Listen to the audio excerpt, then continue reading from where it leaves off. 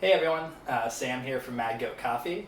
I want to do some videos from my home. This is my home kitchen coffee setup to show you how to brew great coffee from home. This is something we get asked about a lot, and we love it when you come into Mad Goat, but when you're not able to, we want you to be able to brew great coffee at home. So I'm going to talk about 4 steps to take before you start brewing your coffee. Step 1 is water. So ideally, you want to use good filtered water if you have it at your house. If you don't, if you're in a pinch, you can only do what you can do. But ideally, you want to use good quality filtered water. Coffee is mostly water, so if you start with good water, it's going to help you end with good coffee. So number 1, water. Number 2, coffee storage. So I have some Mad Goat coffee here, and I have it stored in my Mad Goat coffee bag, and that's really the ideal way to store it. You don't have to put it in a fridge, you don't have to put it in a freezer, you can leave it at room temperature, but the bag helps keep light out, and it helps it release any carbon dioxide, and it helps keep oxygen from getting in and helping it go stale. So you could do something like this, which looks pretty, but really this isn't ideal because it does allow light to get in, and it doesn't allow any CO2 to escape. So you can just store it in your bag, in a drawer, or you can set it out and have it look pretty and show off your Mad Goat coffee. So, number 1, water. Number 2, good storage in your Mad Goat coffee bag. Number 3, weighing. So, you want to have consistent coffee, because if you brew your coffee too weak, then you just kind of wasted some coffee and threw away good money and good coffee. If you brew your coffee too strong, that's also not ideal. It's not the end of the world because you can water it back down a little bit or add some cream to it, but really you want that optimum brew. And the way to get that is to start with the right amount of coffee, which can be tricky. So the best way to determine it is by weighing your coffee out.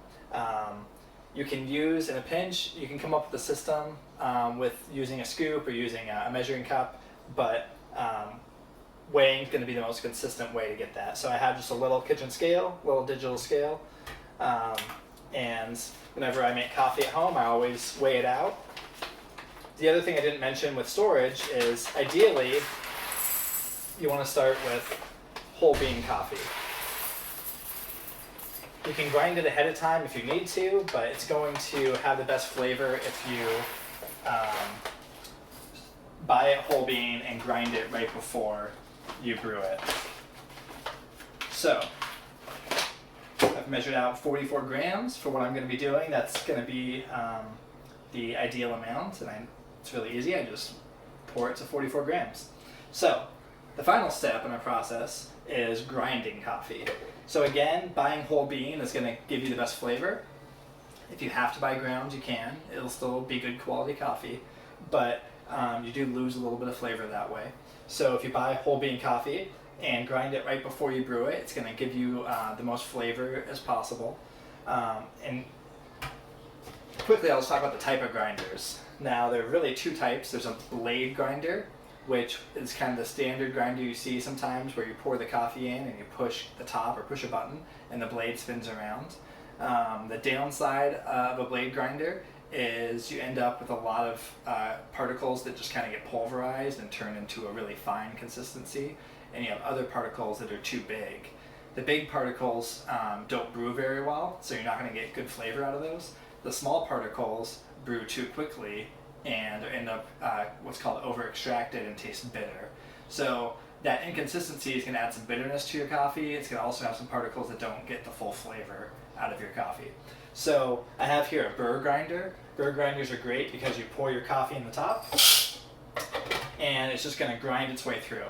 So all the coffee is going to be ground at the same consistency, and you're not going to end up with small particles and large particles. You end up with a pretty, the size particle that you're looking for that's going to give you the best flavor. So I'm just going to turn that on for a minute. All right, I ground my coffee, and as you can see here, it's a nice consistent size, which is going to be a great tasting cup of coffee for me this afternoon. So I'm excited to drink this, and in the future videos I'll show how to brew coffee the best way using some different brew methods. So thanks for checking in.